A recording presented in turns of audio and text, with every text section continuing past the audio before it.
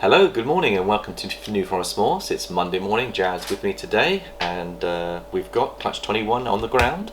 And Jared, that will be Daisy, who's our proven breeder girl. She's a beautiful albino with leopard in. She's carrying 50% het pied. And we put her to Yazhoo, who is a beautiful albino boy, and he is 100% het for clown. So we're hoping to produce some leopard albinos that will be het for clown, for a building block for the future. And there might even be clown pieds if she's carrying the pied gene, so that's an interesting one. So let's go and see how many eggs we've got. Last time she gave us 2 eggs about 2 years ago, and her son, if I can show you Bruce before we show the female, is now a proven breeder that has locked with many of our girls, or at least Mo this year. And so this is what she produced, and that would have been probably, what, 2 years ago, Jared? Yeah. He's a couple of years old now, isn't he? He's a little bit shy at the moment. You can see he's just going into a little bit of a shy mode. But there he is. Let's just bring him out, you can see him. Really bright.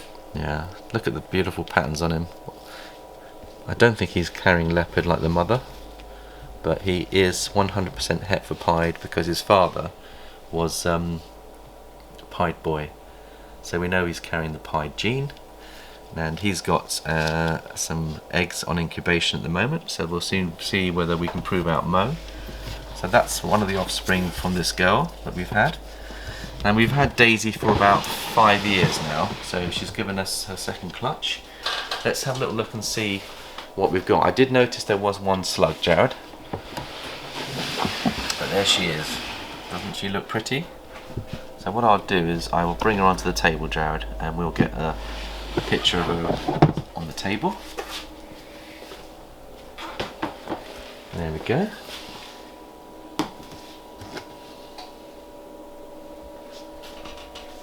And we've got a bath ready for her as well. So we'll start by taking her from this side, by lifting her up here. And we'll see what she's going to give us. There are some good eggs there, Jared. I'll just remove the tail. There's one slug I can see. 2 slugs. No, 1 slug. There's a little clutch there. It's quite small. But well done, Daisy. Aren't you a clever girl? Yeah? We'll just check to make sure that she's empty, which I think she is. I can't see any more eggs in her, Jared. Just have a little feel, make sure. But you can see the leopard and the albino. Doesn't it go beautifully together, Jared? Yeah. It's a lovely combination. Right, let's slip her in her bath. Well done, Daisy.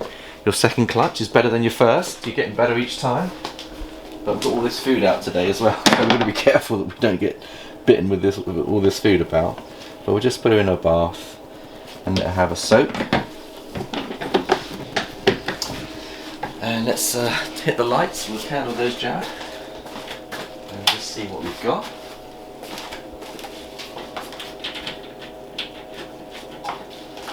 And then we'll just have a little look. So 1, 2, 3, 4, 5, 6 eggs and 1 slug. She's done pretty well, Jared.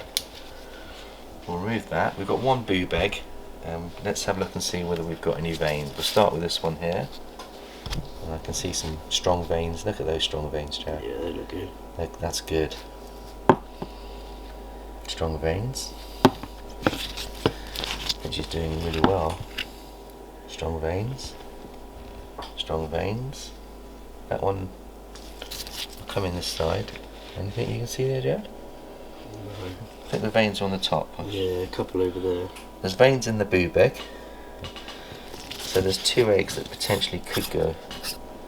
Let's have a look and see. Can you see? Some veins just there. See the veins on the top, so they're on that side. But we leave them as they lay. Yeah. So I think, Jared, we could probably get the light back on now. Can we get that on?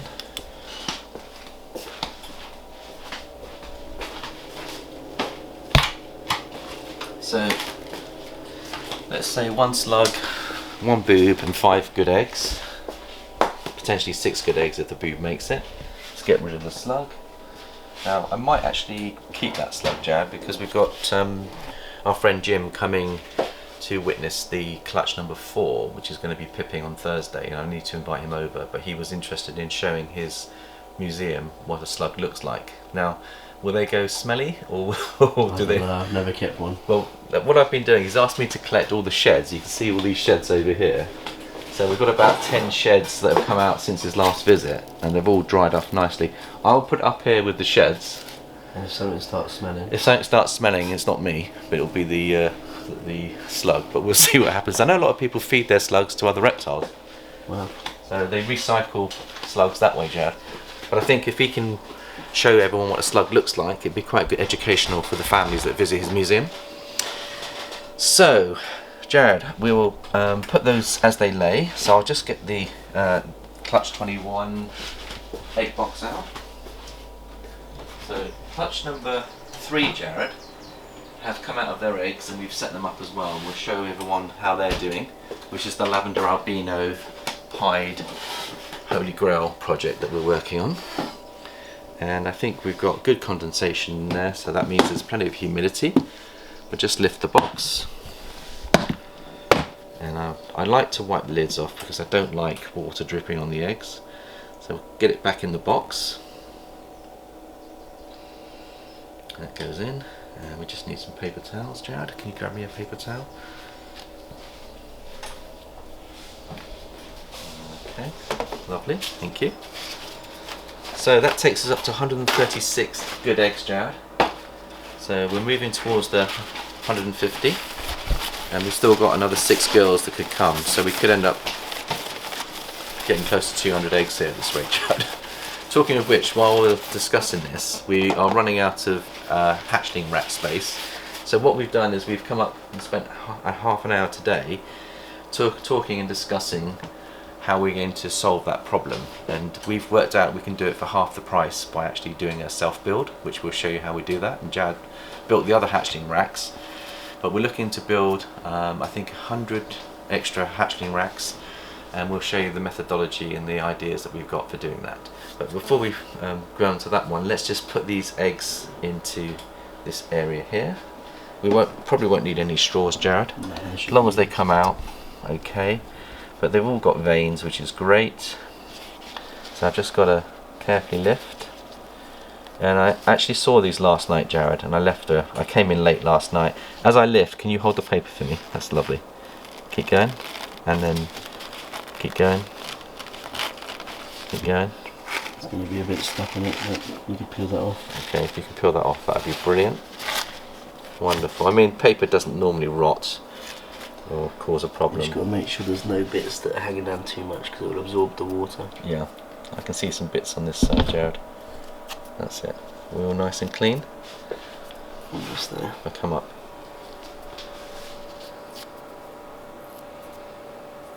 There we go. So, attention to detail. You're certainly going to be looking at the detail of what we're doing here. This is all uncut, unedited. You see it as it is, which is always risky. Things can go wrong, but so far, touch wood, we're looking pretty good. And there's no need to support those, Jared. We could separate these two, or these two, but do you leave them as they are? Yeah, get so nice and central. There we go. So that's lovely. So we've got some more beautiful eggs. So this is where we're going to get into the Leopard Albino Clown Pieds, is what we're looking at. So it's almost like the Holy Grail with leopard in, but it won't be the Holy Grail because I think the Holy Grail will be the Lavender Albino. This is the Albino. Two separate genetics. They look similar, but the Lavender's got more lavender colours, and they're both from the two separate females. So we'll slip those into there, Jared, but that looks one pretty more good. that needs clipping. Sorry? One more that needs clipping, yep, sorry. And the other side too. That's good. You can see that Jared's drilled 2 holes into the box, and you can see those holes allow airflow, and we'll have plenty of clearance on the top. So if you look at the clearance, there's plenty of clearance there. So let's put those in. So clutch 21 is in.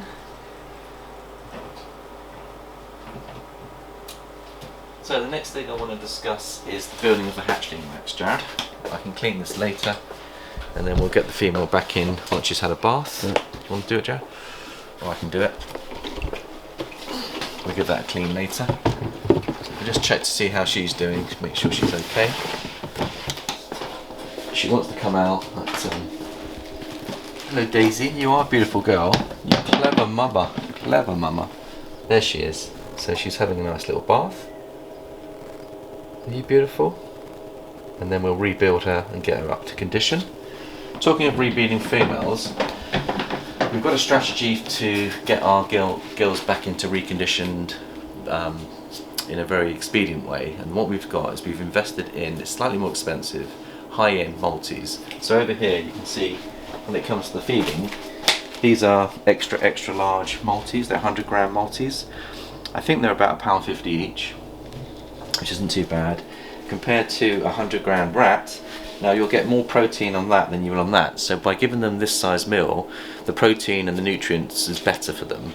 And we find that by giving them the larger multis, you'll find that your girls will get reconditioned better and ready for the next season. Although we do often rest our girls for one season to another, this is just a technique that we've learned to get the girls back into condition reasonably quickly. So once we've been bathed and all the egg residues been washed off, they go back onto food. Jad, you feed a lot of the girls, Jad. How are you finding the experience? Yeah, they get on pretty quick to be Pretty honest. good? As long as you wash them, yeah, get rid of the egg smell, they're fine. Okay. Have you got any issues with any girls not going on food, or they're all on food? Everything's on food. So everything's going back on food, and then we'll slowly build them up. We are in the end of April, so there's a good 6 months of rebuilding that we can do, reconditioning. So that's really good. You can see that all the eggs on incubation. We've got quite a few clutches in here. We've got one more egg box ready for the next clutch. Always have an egg box ready. So the idea is that we're hoping and praying that we don't get too many clutches over the next few days, because we've got one box left and we've got potentially 3 girls that could give us clutches. So having said that, clutch 4 is going to be pipping on Thursday. Well, that will free up another box, but we've got 4 incubators on the go at the moment, so this is new territory for us. So we are trying to get that balance right, and it's not easy, but I think we're doing okay, Jared, overall. So let's go and talk about the new hatchling rack.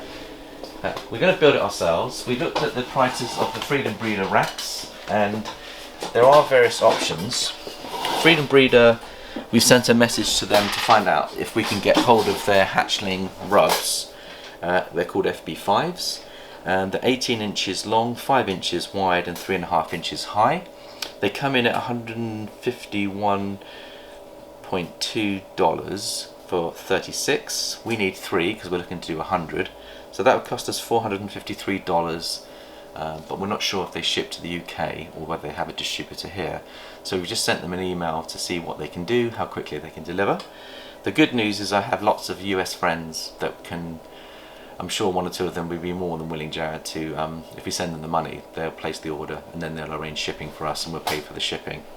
So if we want to go for the Freedom Breeders, they come grey with cup holders. I think you can get them clear as well, Jared. You've got options. The other option we're looking at is the LP05 tubs. So we've got LP racks, which are based in Denmark, and Gavin at Balls to You is the UK distributor. And we've just sent him an email this morning, hoping that he'll come back to us shortly to let us know what's doable. But they are very similar to the Freedom Breeder, they're good quality. We're thinking about going for clear with the clear cup built in. And what's the benefit of having clear, Jared? And what's the benefit of having a clear cup inside the built-in rub? Well, it just means you don't have to open the tub and disturb them to make sure they're alright. Yeah. You can see them from the outside. Exactly. So we like, as you can see, we go for clear because we like to observe behaviour. And observation is key to being a successful breeder. Now obviously you can open the drawer and see what's going on, but I think I like to see what's going on without disturbing them. So therefore we like the clear rubs because we can look into the window and see what's going on without disturbing. So that's one benefit. Helps with feeding as well. Helps with feeding, so when you're feeding, Jared, it's nice to know if they're in strike position, so when you lift the drawer out, you're at distance, you know what's going on, because they can come out and nail that food pretty quickly, and you know, you don't want to get yourself in the way of those. We've already had some close calls, haven't we, Jared? What's the advantage of having a clear cup system inside the rubs, would you say? Clear cup? Yeah, so like, you know, you've got the rub, and then built-in it's got... cup you're talking about. I should show you an example. If I show you an example on here, just bear with me, and then you can see the size of the rub. So here we go. Can you see that one? If you zoom in on that one, this is LP05.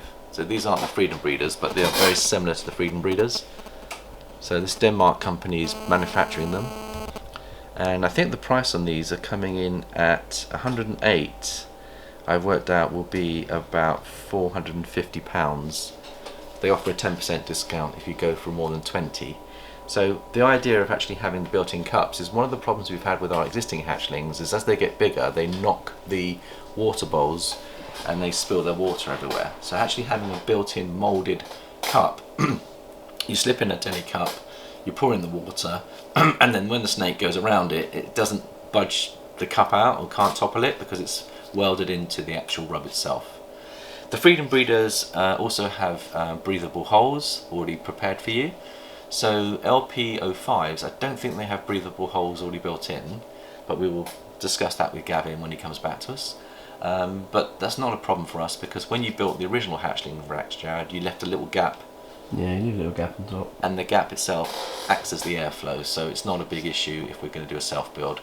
Now, working out the prices, if you were to buy the racking system from Freedom Breeder and you were to buy the rub system, you're looking at the best part of nearly $2,500 to $3,000 for, let's say, a rack of 100. Now, we've worked out if we go for the LPO05 approach and then we do a self-build on the racking system, we'll need heat mats, probably I would say the best part of 20 heat mats, so that's 2 lots of 10. The idea is that we're going to build them here, so we've measured up the area, we'll clear this space and we'll take 10 high and we'll go 10 wide, and the idea is that we'll have access to all our hatchlings on top of the big adults here, so we'll be clearing this space to do that. And Jared, you said that it's best to do 2 lots of 50 rather than 1 lot of 100. So the idea is, if I show you the diagram that we've done here, you can see that Jared's measured it 2 lots of 50. You'll need probably, well, material wise, Jared, what do we need to build that? We're going to use melamine. Melamine? Mm-hmm. Yeah, and why would you use melamine? Well, it's just easy to get a hold of. I mean, it can warp and it can change, but yeah. It's easy to get a hold of and it's easy to work with, so... Yeah. And it's quite thick and sturdy. Whereas you look at these plastics, they do bend a little bit.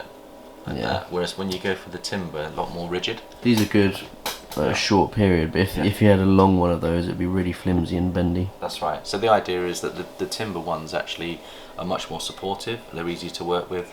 So we're going to have a go at building those for now. And the idea is we're going to need probably, in terms of the size of the melamine, we need 15mm melamine. And they come in stretches of 2,500mm by 600mm. Yeah. So we probably need 6 of those boards. Now you can go to someone like B&Q and they'll cut it for you.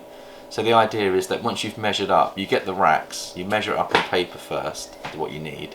Then you go down to B&Q and you actually get them to cut it for you to size. So it saves a lot of work. So you get all your pieces are ready made. So we need 11 high in terms of each racking system. So if you imagine 11 up, then we're going to need 2 sides on each one, so that's 4 sides, and then you're going to need to put in the heat mats. That's why we're going for 20 heat mats, and then we'll probably go for 4 thermostats as well. Now the price, Jared, I've worked down for 50, a rack of 50 is going to be £600, so that works out quite well. That's nearly just over £10 per baby, which I think is fantastic value. Now we're going to go for 2 lots of 50 to make the 100, so that's going to cost us £1,200, Jared. So I think we're going to commit ourselves to that budget. If you were to buy these through Freedom Breeder, you'd be paying $3,000 or $4,000. So it makes it doable, particularly in the economic downturn when the cash flow is tight. If you're getting into the hobby or you want to build your own, Jared will do a special video and show you how to build it, and we can then show you the process. And it's not too bad, is it, Jared, once you get going? That's alright. Yeah. Thank you, Jared. So we've covered the hatchling rack, the self-build. Obviously we need to do this quite quickly because all these eggs are going to be pipping soon, and we've only got about space for another 40 babies. And I think we will need to get this sorted within the next 4 to 5 weeks, Jared, I think would be the key. So, going for a UK-based distributor, hopefully we can get the LP05s quickly. And if we can't, we're looking at other options. So we'll see where we go. Right, so the other thing I wanted to discuss is we've got clutch 3 are out, completely out of shed, Jared, and I've put them in their separate rubs. They're going to be feeding today, hopefully. Let's go and have a quick look and see how they're doing. Now, Jared and I haven't sexed them yet. We don't know whether we've got boys or girls, but clutch number 2, very simply so I know where everything is being labelled 222, and we've got 7. So let's have a look and see how they're settling in. There you go, Jared. I'll let you come in and have a little look. So you can tell me what you think the genetics are and what you think is going on. So they get a hide, they get a water bowl, and that one I think is a lesser leopard. Lesser leopard, yeah. Lesser leopard? With pastel. With pastel. Pastel lesser leopard, double het DG Clown. And we don't know whether it's a boy or girl yet. I think we don't mess with them for a while, we get them on food first. Number 2 is this one here. So this is our Super Enchy leopard. Super Enchy leopard. Let's have a look at her. There she is. She's settling in nicely. Now the reason we give them hides is because they've come out of an egg, and so they're used to being surrounded by some protection, aren't they? So the idea is that the hide gives them that extra confidence, and they feed better because they've got that extra protection. Now when you use clear rubs, you're more likely to need hides because obviously natural light will come in, so that's another reason why we use the hides. And here we've got a beautiful leopard, Enchy, possibly Krypton. One thing we forgot to mention is that half of these are going to be Krypton, Jared, so I think this one's a Krypton because of the wide eye stripe, and the patterns are showing me that it could well be a Krypton as well. So it might actually have double het DG Clown, but also it may well be a Krypton as well, which means it's also het for cryptic. So let's also have a look at this one here, Jared. You mentioned that this one reminds you of another snake. Anaconda, do you say? Yeah, it looks a bit like an anaconda. It does look like an anaconda, other than the head stamp. It's the body, but that one we think is also Krypton. And again, it's got that beautiful diamond shape on the head and very, very wide eye stripes. I mean, the Super Enchies have wide eye stripes as well, Jan, so it's easy to misidentify, so we'll have to see how they go. This one is Mandy's favourite. This is the lesser pastel leopard, double het for DG Clown. Could also be a Krypton because it's got the wide head stripes. But I think this is another beautiful one, Jared. Isn't it beautiful? Yeah. And we're not even showing these off in light. This is in subdued light. Imagine if we get them in the light, Jared. I think they'd really pop. Yeah. We get a few meals in them. Yeah. Once they've got a few meals, we'll be making some of these available on our Morph Market account. And let's have a look and see what this one is doing. So you've got there a pastel leopard, double het for DG Clown. Beautiful little boy. Okay. Or girl, yeah. And then we've got the other two. Let's have a quick look at those. Then we've got another pastel leopard DG Clown, but that one's got a really funky pattern, Jared. Really fascinated by that one, what's going on there. Really funky. Beautiful little boy or girl. And then the last one is this one here, which is, I believe, a leopard, Enchy, double het DG Clown, and I think it's got het cryptic as well. So look at the width and the head markers on it. So that is probably het for cryptic, which we call that a Krypton. And then you've got het Clown and het cryptic. They are called Kryptons. And the visual cryptics are the same as the Kryptons. They look exactly the same, Jared. So when you've got a Krypton, you're seeing what a visual cryptic looks like. The mother of this clutch is doing well. She's getting back on food now, and that will be our Desert Ghost girl, Isla. And the boy is doing really well. He's back on food, and he's still breeding actually. Then that will be Hercules. So we've also got clutch number 4, which is in here. This is clutch number 3. Clutch number 3 rather, is in here, and this is. I'll bring them to the table, Jared, because you see them better. A happy little family. They've all come out of their eggs. And they pipped last week, and hopefully they'll come out of shed. We're showing you them in shed. So what do you think we've got here, Jared? I think we've got some pastel yellow belly cinnamon pieds. Yeah. So that one there, let's have a look. What would you say we've got there? So I think we've got here yellow belly in the mix, Jared. Yeah. So the mother must be carrying yellow belly. And yeah, because cinnamons normally don't have this much pattern. Yeah, so let's have a little look at them. I know they're yet to shed out, but you can see what we've got here. So these two are connected. But that one is for a cinnamon What do you think? Cinnamon? Pastel cinnamon. Pastel cinnamon? Maybe yellow belly or something in them. Yeah, this one I think is pastel cinnamon yellow belly. Yeah. And also they're het for clown, and they're also het for lavender albino. So they are building blocks for multi-combo holy grails is what we've got here, which I think are very, very precious. And I'm sure there's 1 or 2 people out there that want to get into this project, but we've done a lot of the hard work for you. It's taken 4 or 5 cinnamons. Well, it's taken us 4 or 5 years to get going, but the fact that we've got so many cinnamons, I don't think we've got cinnamon in everything though. That's why the girl is not a super cinnamon, but we've been very lucky with the odds here. But beautiful, Jared. That's got, for me, yellow belly written all over it, that one. Yeah. As does that one too. Yellow belly I think's in that one too. So that'll be a yellow belly, possibly pastel, do you think? Or not? No, Too dark? I don't think it's pastel. Maybe the pastel's in this one, because look at the head stamp, you can see the brightness on the head. So there could be pastel in these 2, or 3 even. But how many cinnamon pieds have we got? 1, 2, 3, 4. 4 cinnamon pieds in there. And then 2 yellow bellies without cinnamon. And without pastel. And I think we've got some pastel going into the mix here. This one I think is special. Yeah. Let's just try and separate them if we can. So why do you like that one, Jared? I just love the markings. It's almost like a champagne look. Yeah. So that will probably be our whole back, and we'll sex that once it's out of shed. But it does look very pretty, Jared, and they're very chunky babies. I mean, and cinnamon you don't normally see with this much pattern. Yeah. I can't wait for them to come out of shed, Jared. They look beautiful. Solid animals, and everything looks healthy. Yeah. Yeah. Right, we'll get Beautiful them snakes. back on heat now, but I wanted to give you just a quick peek of what's going on there. So I think we've covered about everything.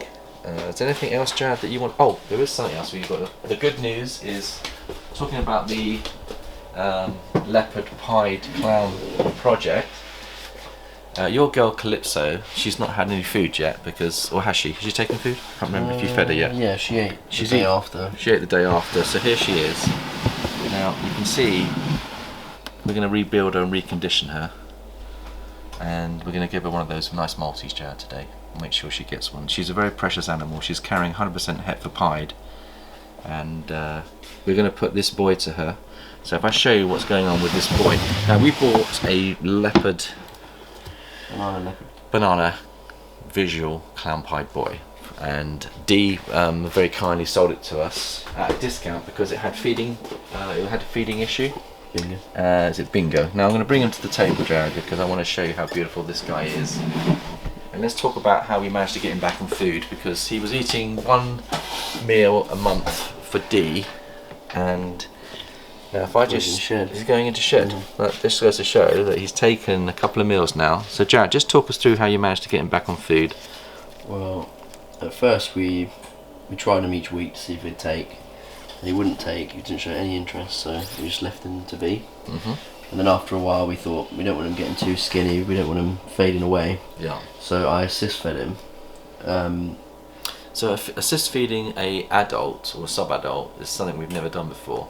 But we were getting worried because every time we were presenting food he wasn't taking and not even showing any interest at all. And we tried so many techniques, and the key was that when Jared assist fed him and he got the taste of the food again, when I presented last week, because Jared was ill and I was feeding everything, I was so pleased because he came out and struck a medium-sized multi, which is a decent-sized prey item, and he's now back on food. So that's really good news. Dee will be pleased to hear about that. But it means that we can now recondition him ready for next season. So although there's so much going on this season, you've got to think about next season, and we've now got ourselves a real stud, hopefully, that will do the biz.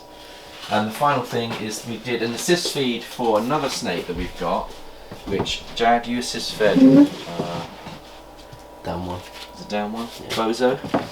He's beautiful. Now he was starting to get a little bit thin. He wasn't taking food. Now look at him. Let's take him in the light, Jared. He's our boy. That's a pastel desert ghost het clown. Lovely. And he looks chunky again. So well done. So thank you so much for watching. We'll see you next time. Thanks for your love and support. Bye for now.